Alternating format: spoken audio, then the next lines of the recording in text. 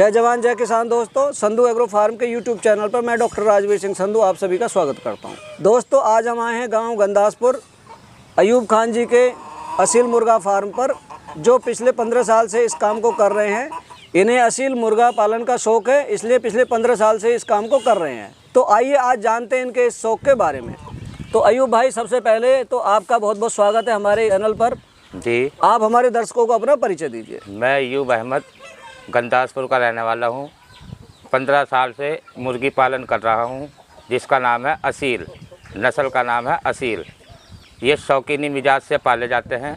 शौकीनी मिजाज के तौर से हम इन्हें पालते हैं और एक से एक बढ़िया से बढ़िया वैरायटी पैदा करते हैं, बढ़िया से बढ़िया वैरायटी बेचते हैं। बढ़िया से बढ़िया वैरायटी इसलिए पैदा करते हैं ताकि लोग बाग दूर दूर से आएँ और हमारी परचेज़ करके ले जाए वैरायटी। आपने जब ये काम शुरू करा था तो आपको ये प्रेरणा कहाँ से मिली कि मैं असील पे ही काम करूं? ये पहले कभी पुराने ज़माने में राजा महाराजा लोग पालते थे, उसके हिसाब से हम लोगों को भी शौक़ लगा तो हमने भी पालने शुरू करे। अब जब हमने पालने शुरू करे तो आस-पास पड़ोस के खिलाड़ी लोग आने लगे और पालने लगे। ये इसके पालने से अपना कई लोग तो पालते हैं कि भाई हमारे घर में डंगर डुंगर हैं, ये चिच्चड़ चुच्चड़ खाने का शौक़ होता है इन्हें, इसलिए पालते हैं। कई लोग अपना इनके अंडे बच्चे खाते हैं। बाकी एक फ़ायदा और भी है, रखवाली का जो है, जैसे कुत्ता लोग बाग पालते हैं उसमें जर्मन शाफर्ड भी है, डॉग भी है, बहुत सी नस्लें होती हैं। इसी तरीके से इनमें भी एक नस्ल होती है कि भाई ये इस पालन के लिए है, ये इस चीज़ के लिए है। जैसे कि एक झगड़ालू किस्म का ज़्यादा होता है और एक रखवाली के हिसाब से ज़्यादा होता है। टाय टाय बोलता है, कोई गैर आदमी आता है तो बहुत ज़ोर ज़ोर शोर मचाता है, तो उसके हिसाब से ये पहरेदारी में भी बहुत अच्छा काम करता है। आप तो जो ये आपने फार्म किया हुआ है, ये फ्री रेंज फार्म है, देख रहा हूँ खुले चल रहे हैं आपके ये जो फार्म है। तो ये अपना कितना क्षेत्रफल है जिसमें आपने किया हुआ फार्म? ये 5 बीघे में को बना हुआ है। 3 बीघे में तो मेरा ये ऑलराउंडर बना हुआ है, यानी कि जिस एरिया में रहते हैं हमारे परंत 3 बीघे के अंदर रहते हैं। बाकी पूरा एरिया जो है ये 5 बीघे का है। अच्छा, इसमें खर्चा कितना आया था? आपने ये पिंजरे वगैरह बनाए हुए हैं इनके? पिंजरे वगैरह बनाने में एक तो 7,000 रुपये का पिंजरा बनता है, एक 700 रुपये का बनता है और एक बनता है 500 रुपये का। जैसी फैसिलिटी चाहोगे उस तरीके से फैसिलिटी के हिसाब से ही कॉस्टली हो जाता है पिंजरा। बहरहाल 500 रुपये से स्टार्ट हो जाइए आप, छोटे से छोटा, घटिया से घटिया। मैं देख रहा हूँ आपने अलग अलग पिंजरे बनाए हुए हैं। ज़्यादातर मुर्गी पालन में वो एक ही पिंजरा बड़ा सा वो बना देते हैं, इनका शेड उसमें रह जाते हैं, लेकिन आपने ये पिंजरे किस वजह से अलग अलग किए? जी सर, ये पिंजरे इस वजह से अलग करे गए हैं क्योंकि असील के अंदर जो होता है एक दूसरे से मेल मोहब्बत नहीं होती है इनमें। ये लड़ पड़ते हैं आपस में, जब जवान होते हैं ये तो ये लड़ पड़ते हैं। तो इस करके जब जवान होने के बाद में ना अलग अलग एक पिंजरा दिया जाता है ताकि अलग अलग रहें, ये लड़ ना पाएँ। आप इन्हें दाने में क्या देते हैं? दाने में हम अपना दाना बना के देते हैं, जिसमें मक्की, जौ, चना, गेहूं और थोड़ी सी मूंग, सोयाबीन, ये सब आइटम मिला करके दलिया सा बना करके पीस के इन्हें हल्का सा पानी लगा के बुरबुरा करके इनके आगे रखते हैं। अपनी मर्जी माफिक खाते हैं और साबुत अनाज देते हैं इन्हें, गेहूँ वगैरह। ये जो आपका असील मुर्गा पालन है, ये बाकी मुर्गा पालन से कैसे अलग लगता है आपको?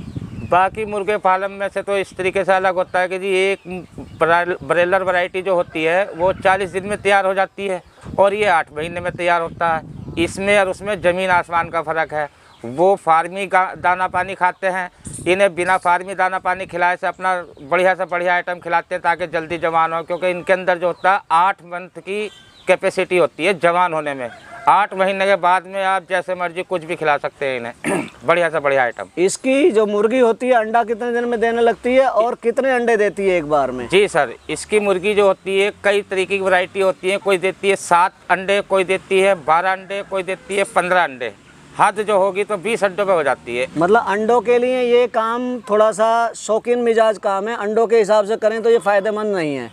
नहीं, अंडों के हिसाब से फ़ायदेमंद नहीं है, क्योंकि अगर मार्केट में आप इसका अंडा बेचोगे तो बहुत कम परचेज़ होएगी और जो खिलाड़ी लोग लेके जाएंगे जिन्हें पालने का शौक़ है, शौकीन मिजाज हैं, वो तुमसे 500 रुपये का भी अंडा ले जाएंगे। एक बार को पसंद आना चाहिए उसे कि हाँ भाई ये इस मुर्गी या इस मुर्गे का अंडा है।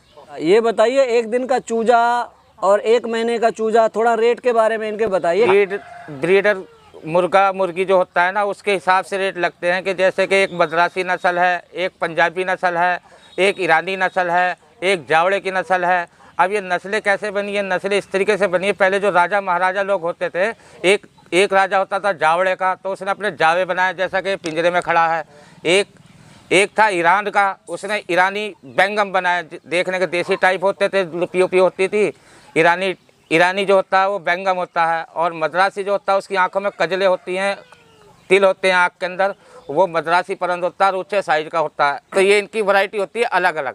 अब आप मद्रासी का अंडा लोगे तो वो होगा 250 रुपये का, अब आप लोगे अपना हैदराबादी का अंडा तो वो होगा 300 रुपये का। इस हिसाब से 500 रुपये तक की इसकी कैपेसिटी अंडे की होती है।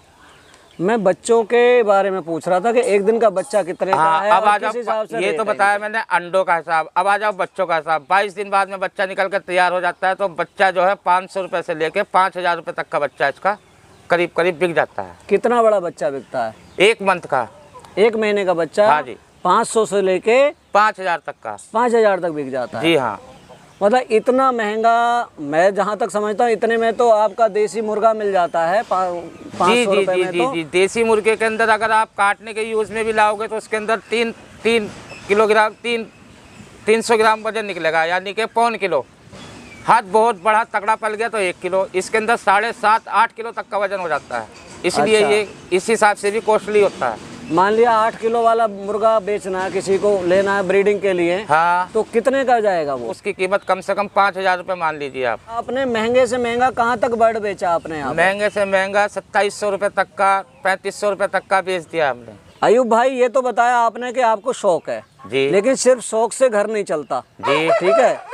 जब तक आप 4 पैसे नहीं कमाएंगे किसी भी धंधे से, शौक भी आप तब तक ही जिंदा रहता है जब तक आपके पैसे भी आ रहे हैं आपको। ठीक है तो जी। थोड़ा सा आप इसमें कैसा मुनाफा है और साल भर में कितना कमाते हैं, थोड़ा इस बारे में आप हमारे दर्शकों को बताइए। देखिए, ये चीज़ जो है ना हमारे पैदा करने के ऊपर बात है। जितने हम चूजे पैदा करेंगे, करीब करीब 10 चूजे पाल दिए हमने किसी वजह से, कि 10 चूजे पाल दिए हमने, तो मान लीजिए कि वो 10,000 रुपये के हैं जी बड़े होने पर, कम से कम। और उसमें अगर हमने किसी को बहुत बढ़िया करके स्पेशलिस्ट करके पाल दिया तो वो महंगा भी बिक जाता है जी।